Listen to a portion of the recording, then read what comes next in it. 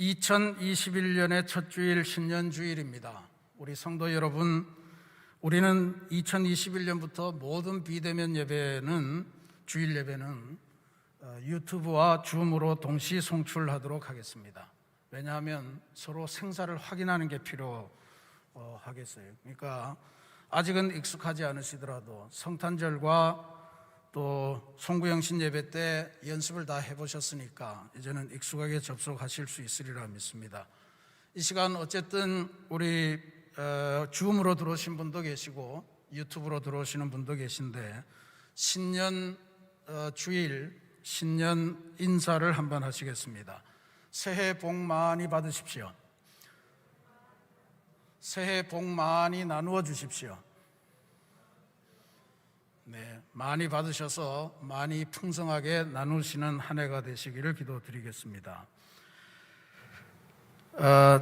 이 비대면 예배 상황이 1월 17일까지로 연장이 되었다는 어제 방역당국의 발표가 있었습니다. 저희들이 송구영신 예배 드리면서 카이로스를 기대하면서 새해에는 변화되는 것을 예상했지만 카이로스는 단순히 2020년 12월 31일에서 2021년 1월 1일 인간들이 그어놓은 시간 경계 그 사이를 타고 오지는 않는 것이구나 하는 것을 다시금 깨달았습니다. 시간의 주인은 하나님이시고 하나님께서 이루시고자 하는 그때가 바로 카이로스라고 하는 것을 다시금 확인했습니다. 여러분들의 삶 속에 카이로스, 하나님 주시는 카이로스 복의 때가 속히 임하도록 기도하도록 하겠습니다. 송구영신 예배를 통해서 성도님들의 새해 소원 예물과 더불어 제출하신 신앙결신서 기도 제목들이 속속 교회로 또 제 전화기 속으로 당도하고 있습니다. 이 기도 제목들을 읽으면서 간절한 마음으로 저는 기도합니다. 그리고 앞으로 1년 동안 계속해서 기도할 것입니다. 바라기는 모든 성도님들의 기도가 올 한 해 동안 하나님께서 베푸시는 카이로스의 통로가 되고 주님의 기도를 닮아가고 주님의 뜻 안에서 아름답고 풍성해서 기도하는 것보다 더 풍성하게 응답되는 역사가 있기를 기도드리겠습니다. 코로나 상황 속에서 많은 그리스도인들에게 읽히는 책 한 권이 있습니다. 월터 브루그만이라고 하는 미국 컬럼비아 신학교에서 가르치시다가 은퇴하신 아주 유명한 구약학 교수님의 작품입니다. 책 제목이 다시 춤추기 시작할 때까지라고 하는 제목입니다. 구약학자답게 팬데믹 상황 속에서 구약 성경 전체를 망라해서 우리가 배울 수 있는 지혜, 하나님이 우리에게 주시는 말씀, 이런 것들을 집중하면서 써내려간 귀한 작품입니다. 큰 목차만 보아도 이 시대를 살아내는 성서적인 통찰력, 그것을 우리가 얻을 수가 있습니다. 폭풍이 불어올 때 레위기, 출애굽기, 욥기, 전염병, 하나님의 자비 누가 알겠는가, 사무엘하 24장, 다시 춤추기 시작할 때까지 예레미야서, 바이러스 한가운데서 기도하기, 열왕기상 8장, 자아로부터 하나님께로 돌이킴, 시편 77편, 하나님이 행하시는 새일, 이사야 43장, 탄식의 행렬, 이사야 42장. 그런데 제가 읽어보니 그 중에서도 가장 좋은 부분은 바로 예레미야서를 가지고 쓴 다시 춤추기 시작할 때까지라고 하는 제목의 이 장입니다. 브루그만 교수님 자신도 아마 이 부분이 가장 마음에 들었기 때문에 이 장의 제목으로 전체 책 제목을 삼았으리라 그렇게 짐작됩니다. 브루그만은 이 장에서 예레미야가 당시 예루살렘에서 결혼식이 취소되는 장면을 3차례나 목격했다 하는 것을 언급하면서 이 시대와 예레미야 시대의 동질성을 부각합니다.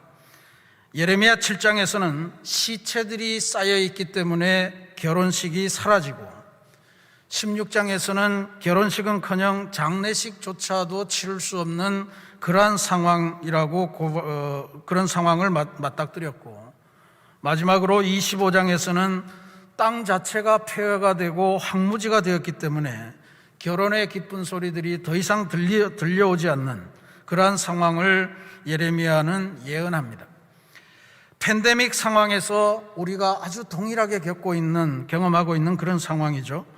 그런데 이러한 암울한 상황을 뚫고 다시 춤추기 시작하는 때를 하나님께서 베푸실 것이라 하는 것이 바로 예레미야서 예언의 핵심입니다.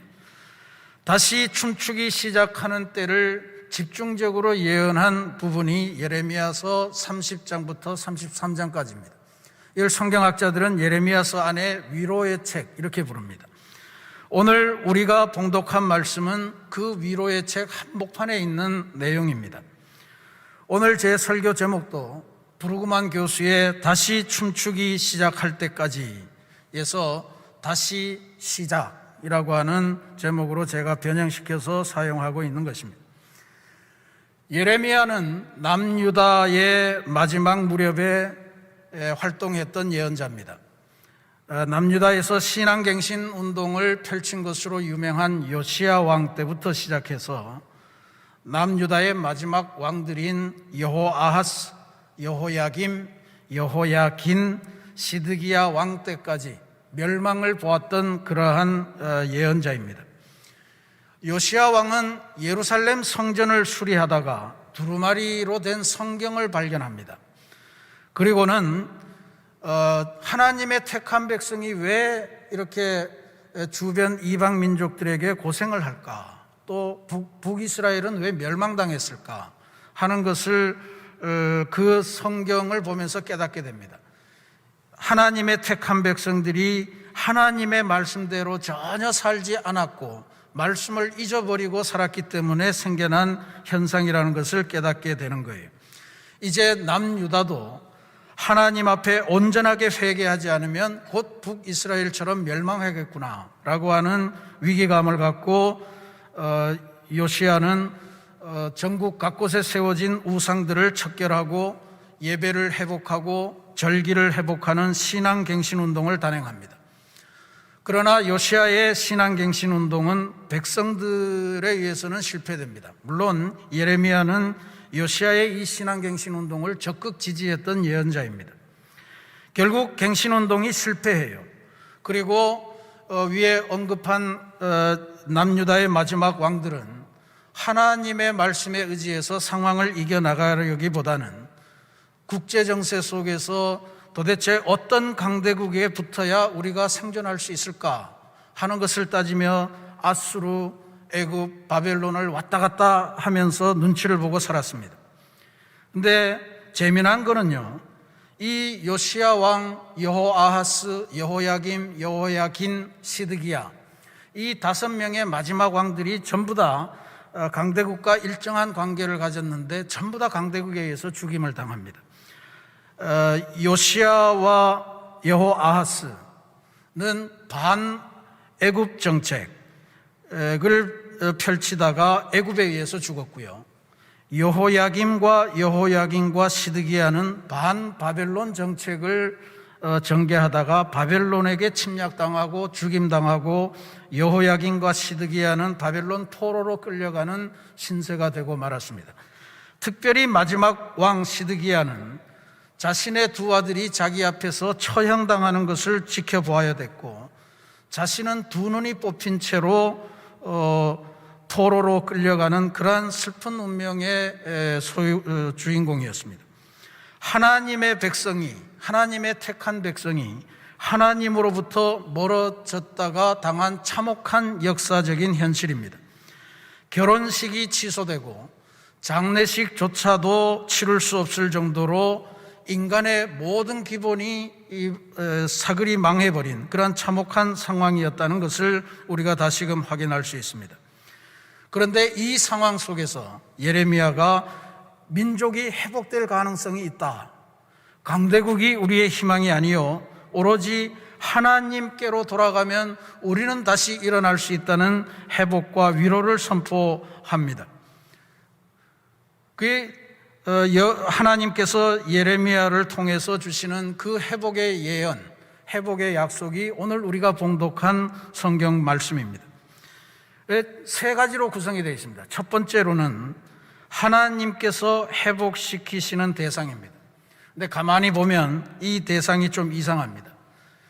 예레미야는 남유다 사람이고 남유다의 회복을 위해서 기도하는 것 같은데 하나님께서 주시는 약속은 남유다만이 아니에요. 이미 망해버린 북이스라엘, 여기 오늘 보면 에브라임 이렇게 나오죠. 이미 망해버리고 우상에게 휩쓸려 갔던 에브라임까지도 포함해서 모든 히브리 백성들을 남은 자를 통해서 회복시키시겠다고 선언하십니다. 7절 말씀에 여호와여 주의 백성 이스라엘의 남은 자를 구원하소서 이렇게 나옵니다. 이스라엘 백성들은 초창기에는 아수르에, 나중에는 애굽에 시달렸고 급기야는 바벨론의 포로가 되었습니다. 혹은 포로로 잡혀가지 않은 사람들은 주변으로 산산이 흩어져서 살아갈 수밖에 없었습니다. 근데 이 모든 흩어진 이스라엘 백성들을 하나님께서 다시 고향 땅으로 모으시겠다 하는 약속을 주신 겁니다. 그런데 유대인과 그리고 이스라엘 백성 전체를 모으겠다는 거죠. 그런데 더 중요한 거는요, 하나님께서 고향으로 다시 불러들이시는 사람들의 면면입니다. 여기 보면 이런 말씀들이 나옵니다. 맹인과 다리 저는 자와 잉태한 여인과 해산하는 여인들을 불러올 거다, 그렇게 말씀하세요. 구분해 보면 맹인과 다리 저는 사람은 장애인이죠. 또 잉태한 여인과 해산하는 여인은 약자, 사회적인 약자라 이렇게 볼 수가 있습니다. 근데 여기 중요한 문제는 장애인은 율법에 따르면 절대로 이스라엘 회중 안에 포함이 되지 못하고 성전 출입이 금지된 사람들입니다. 평생 동안 들어갈 수가 없어요. 또 잉태한 여인과 해산하는 여인, 이 사람들은 출산을 하고 나서 정결례를 치를 때까지는 성전 출입이 금지된 사람들입니다.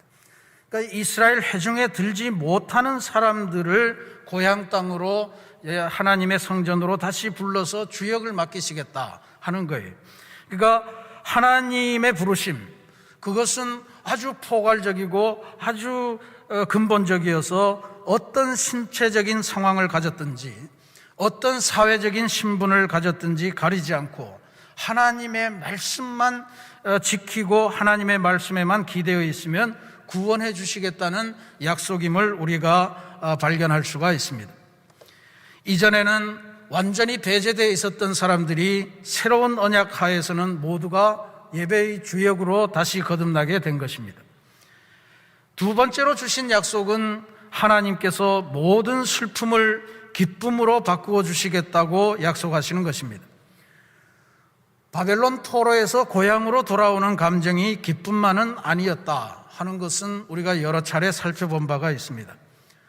부모님과 헤어졌던 사람들은 고향에 와보니 이미 부모님은 돌아가셨고 말았습니다. 또 고향 땅에 돌아와 보니 그동안 지키는 사람이 없어서였는지 고향 땅은 황폐한 땅으로 변해버렸고 그것이 그들을 슬프게 하였을 것입니다. 이 모든 것으로 인해서 그들의 마음은 울고 싶어라, 울고 싶은 마음이었을 겁니다. 9절 말씀에 그들이 울며 돌아오리니 감동일 뿐만 아니라 슬픔의 눈물도 흘렸으리라 짐작할 수 있습니다. 그러나 하나님께서는 하나님의 인도함을 받고 간구하면 우리를 넘어지지 않게 하시겠고 물 있는 곳에 곧은 길, 평탄한 길로 가도록 인도하시겠다고 약속을 하십니다. 나의 인도함을 받고 간구할 때에 내가 그들을 넘어지지 아니하고 물 있는 계곡에 곧은 길로 가게 하리라. 하나님의 약속입니다. 결국 눈물과 근심, 그것이 한없이 슬프지만 오래가지 않는다는 것입니다. 하나님께서 함께 하시며 그들의 슬픔을 즐거움으로, 그들의 근심을 기쁨으로 바꾸어 주시기 때문입니다. 마지막으로 하나님께서 주신 약속은 이들의 인생을 근본적으로 변화시키고 회복시키시며 새로운 존재로 만들어주신다는 약속입니다. 10절 말씀에 이스라엘을 흩으신 자가 모으시고 그를 지키신다 그랬습니다. 이것은 역사와 인생을 주관하시는 하나님의 능력을 함축적으로 표현한 내용입니다. 하나님은 사람을 급박한 위기에서 건져내실 뿐만 아니라 건져내신 다음에 그들을 온전한 인생으로 회복시키려고 애쓰시고 사랑을 아끼지 않으시는 분이라고 하는 뜻입니다. 12절부터의 말씀이 바로 그 내용입니다. 고향으로 귀환한 자들 모두가 시온의 높은 산에서 하나님을 찬양합니다. 시온의 높은 곳, 그것은 바로 예루살렘 성전을 의미하는 거겠죠. 귀향자들이 이제는 모두가 하나님의 백성이 되어서 성전에 모여서 하나님께 예배를 드립니다. 그리고 그들이 드리는 예배의 핵심은 그들이 하나님으로부터 받은 복, 그것에 대한 감사와 기쁨을 표현하는 것입니다. 그리고 이러한 심령을 예레미야는 물된 동산 같더라 라고 하는 표현으로 사용하고 있습니다. 12절 말씀에 이렇게 되어 있죠. 그들이 와서 시온의 높은 곳에서 찬송하며 여호와의 복, 곧 곡식과 새 포도주와 기름과 어린 양의 떼와 소의 떼를 얻고 크게 기뻐하리라.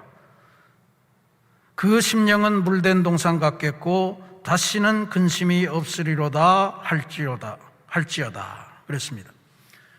물된 동산 같은 심령을 누리도록 만들어주시겠다. 물된 동산은 우리가 주목해서 보아야 될 표현입니다. 물된 동산은 그 지역은 워낙에는 물이 없는 곳입니다. 물이 없는 곳이기 때문에, 샘이 없는 곳이기 때문에 일부러 물을 댄 동산이 되게 한 거예요. 물이 없는 곳이니까 풀이나 나무가 자랄 수 없는 곳이었고 동물도 서식할 수가 없었고 식물도 자랄 수 있는 곳이 아니었습니다. 물고기는 물론입니다. 황폐한 사막이었습니다. 그런데 하나님께서 그곳에 생명수를 대고 말라버린 인생에 새로운 수분을 접촉하게 하니까 우리의 인생이 새롭게 소생하는 그 광경을 이야기한 겁니다. 예레미야가 지금 12절에서 여호와의 복이라 라고 했던 것은 크게 두 가지, 잘 보면 세 가지로 나타납니다. 첫 번째로는 곡식과 새 포도주와 기름과 가축대라. 이거는 우리가 좋아하는 우리들의 물질 생활을 지칭하는 그러한 표현입니다. 물질적인 풍요를 주시겠다. 두 번째로는 물된 동산, 영적인 평안입니다. 그리고 나중에 가면 공동체 전체가 이것을 다 누리는 것으로 되어 있어요. 노인과 청년들이 함께 즐거워하고 처녀들이 기쁨에 춤을 추고 하는 이 아름다운 광경이 전개되는 거예요. 그러니까 하나님께서 주시는 복은 우리들의 물질 생활도, 우리들의 영적인 생활도, 그리고 우리만이 아니고 우리 온 하나님의 백성들이 함께 누리는 큰 기쁨의 잔치다라고 하는 걸 보여주는 겁니다. 근데 여기서 여호와의 복이라고 하는 단어에 사용된 히브리어에 우리가 잠시 주목할 필요가 있습니다. 여기 복이라고 사용된 히브리 단어가 토브라고 하는 단어입니다. 통상 구약에서 행복 혹은 복으로 번역되는 그러한 단어입니다. 그런데요, 놀랍게도 창세기 1장에서 하나님께서 천지를 창조하실 때마다 매일같이 하신 고백이 있습니다. 그건 바로 보시기에 좋았더라 하는 이 고백이죠. 마지막 날 가서는 보시기에 심히 좋았더라 그러지 않습니까? 근데 하나님께서 보시기에 좋았더라, 이 좋았더라에 사용된 단어도 토부하고 같은 단어다, 이런 이야기예요. 그러니까 이 이야기는 무슨 이야기입니까? 하나님 보시기에 좋은 상태로 지금 회복되는 인생을 이야기하는 거예요. 하나님께서 창조하시면서, 세상을 창조하시면서 좋았던 게 뭡니까? 빛이 있으라 하니 빛이 생기고, 동식물을 만들고, 하늘을 만들고, 바다를 만들고, 사람을 만들고, 뭐 이런 과정이잖아요. 흑암과 어둠, 혼돈을 뚫고 질서를 만들어 가시고 그 질서가 정말로 빈틈없이 돌아가는 과정을 보시면서 좋았더라, 좋았더라, 좋았더라, 심히 좋았더라 하신 거예요. 우리들의 일상생활에 새로운 질서가 잡히고 우리들의 일상생활이 멈추지 않고 우리들의 일상생활이 계속되도록 하나님의 풍요를 누리며 계속 가는 것, 그것이 하나님 보시기에 토브한 거예요.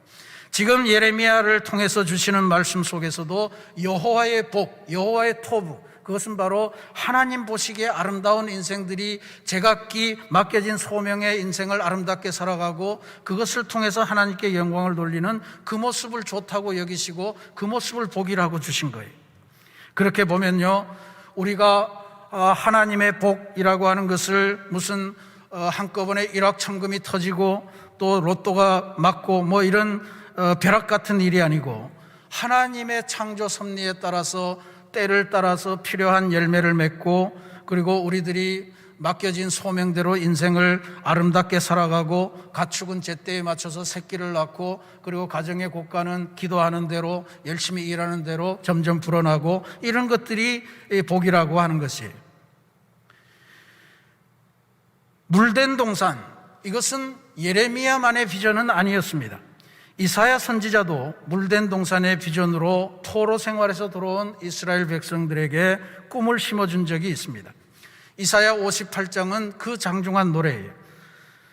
나 여호와가 너를 항상 인도하여 메마른 곳에서도 내 영혼을 만족해 하며 내 뼈를 경곡해 하리니 너는 물된 동산 같겠고 물이 끊어지지 아니하는 샘 같을 것이라. 내게서 날짜들이 오래 항퇴된 곳들을 다시 세울 것이며 너는 역대에 파괴된 기초를 쌓으리니 너를 일컬어 무너진 데를 보수하는 자라 할 것이며 길을 수축하여 거할 곳이 되게 하는 자라 하리라. 이사야는 한 걸음 더 나아간 거죠. 하나님을 올바로 섬기기 위해서 무너진 곳 그리고 파괴된 것을 다시 수축하고 보수하고 해서 하나님을 올바로 섬기는 것, 그것이 물된 동산이요 물이 끊어지지 않으냐는 샘 같은 인생이라, 그런 말씀을 줍니다. 시편 기자는 이에 한 걸음 더 나아가서 이 말씀을 이렇게 고백합니다. 복 있는 사람에 대한 그의 고백에서 복 있는 사람은 오직 여호와의 율법을 즐거워하여 그의 율법을 주야로 묵상하는 자로다. 그는 시냇가에 심은 나무가 철을 따라 열매를 맺으며 그 잎사귀가 마르지 아니함 같으니 그가 하는 모든 일이 다 형통하리로다. 예수님께서는 먼저 하나님의 나라와 하나님의 의를 구해라. 그리하면 이 모든 것, 우리가 세상에서 쓰는 모든 것은 하나님께서 다 더해 주시겠다고 하는 약속의 말씀을 주셨습니다.